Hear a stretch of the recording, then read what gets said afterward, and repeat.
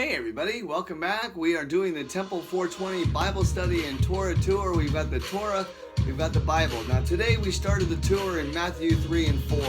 Jesus is being baptized by John the Baptist. John says, what? Why am I supposed to do it?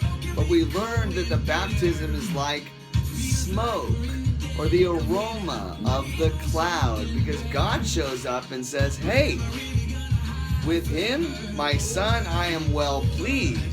And we learned the aroma is pleasing and satisfying.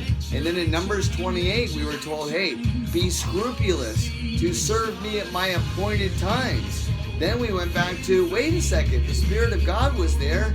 Let's go back to Genesis 1. Spirit of God hovering over the waters, again, hovering over the waters. Then we looked at the cloud, because we're looking at baptism. That's the whole point. The cloud filled the temple in Exodus 40:34, and the cloud covered the tent of meeting. That's our meeting. Welcome to the temple, the new one, built by God, not by man. Then we got to Leviticus, the burnt offering, the grain offering.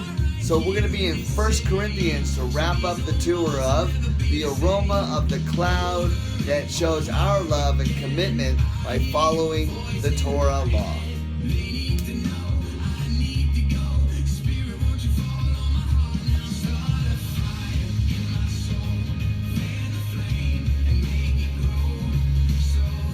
So there it is. I mean, start a fire. Okay, breathe it in though. You're supposed to breathe life at that point, right? So real quickly in Leviticus, you've got the burnt offering, the grain offering. Now here it is. The grain offering is described in Genesis 41:5 as 7 heads of grain, all growing healthy and full on a single stalk, and they get swallowed up by weak and meek grain, and then weak and meek cows. And at that point you're like, oh, milk and grain, milk and honey. And here's what I did. Guys, I just made a bunch of connections. And then I learned the Hebrew language. And at that point, giving my offerings and realizing that I am, God takes over the inner side, takes over the outer. I'm feeding the Spirit. I get out of my way of my own. And he goes, okay, I'm going to open every door for you, even though I want to open the door for God. But we walk right there together. Interesting. All right. 1 Corinthians 10, warnings from Israel's history, which we just covered. Paul's going to do it again. Remember, all of these guys are Jewish. For I do not want you to be ignorant of the fact, brothers and sisters, that our ancestors were all under the cloud, and they all passed through the sea. They were all baptized into Moses in the cloud and in the sea. They all ate the same spiritual food and drank the same spiritual drink. For they drank from the spiritual rock that accompanied them, and that rock was Christ. Nevertheless, God was not pleased with most of them.